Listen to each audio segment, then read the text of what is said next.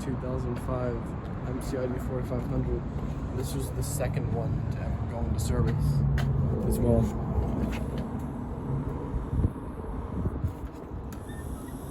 These doors are kind of hard to open.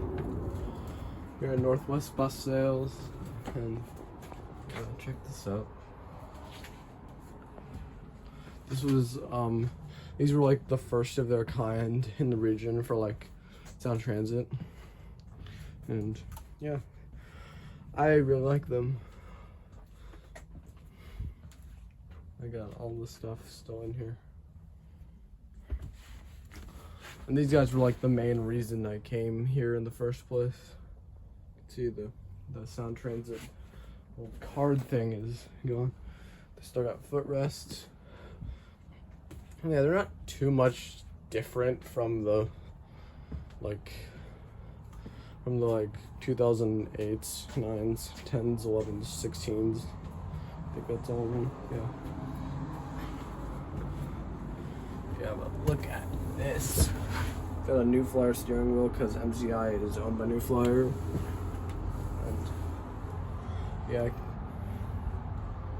guys have probably traveled like a while. So they're not much different from like your average MCI.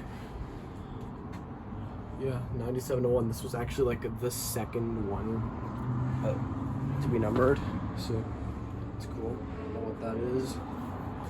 And yeah, you want to see how many there are? 1, 2, 3, 4. We got 4 of them, and you can still see the pay on entry sign.